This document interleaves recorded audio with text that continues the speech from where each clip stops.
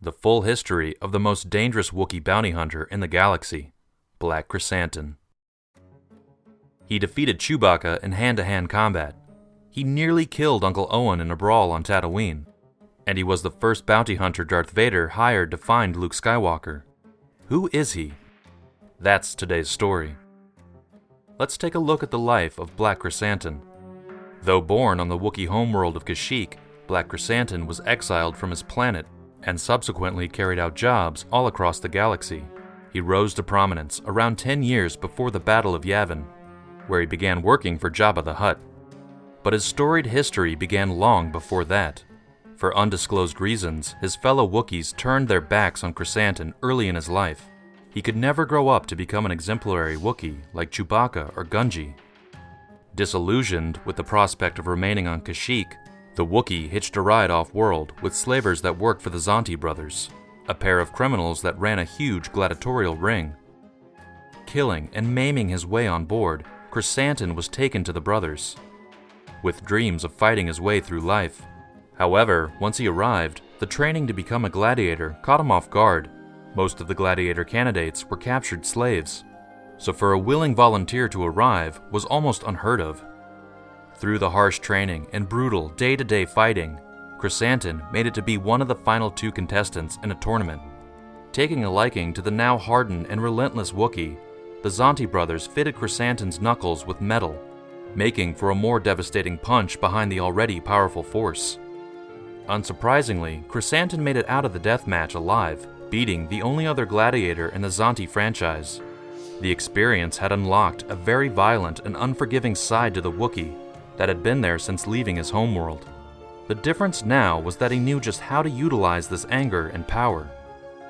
Soon after his time as a gladiator, he was sold at an auction to the highest bidder, forever grateful to the Zonti brothers for their belief and training, vowing to return the favor one day. Years later, Krrsantan had set up as a fully fledged bounty hunter on the desolate planet Tatooine, run by crime syndicates and lawlessness. The Wookiee had never felt so at home.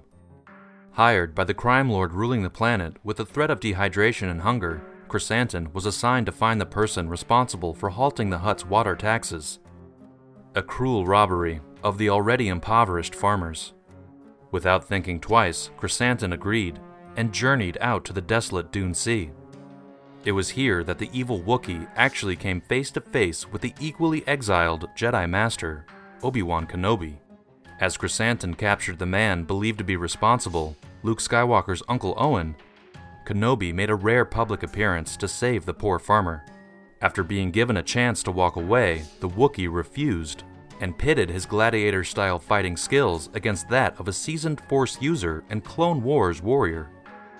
Needless to say, Krrsantan wasn't successful, though at times the bounty hunter managed to disable Kenobi. These moments of the fight were short-lived, as the Jedi caused some permanent scarring and brief blinding and managed to rescue Uncle Owen. Fearing he would become another disgrace, this time in the eyes of Jabba, for not completing his mission, Krrsantan decided to flee Tatooine. However, the Wookiee bounty hunter was tied to the Hutt in ways he wouldn't yet realize. During negotiations between the Empire and Jabba, Darth Vader took the opportunity to hire the best bounty hunters the crime lord had to offer. Naturally, the Hutt put forward seasoned disintegrator Boba Fett and now even harder-edged Krrsantan.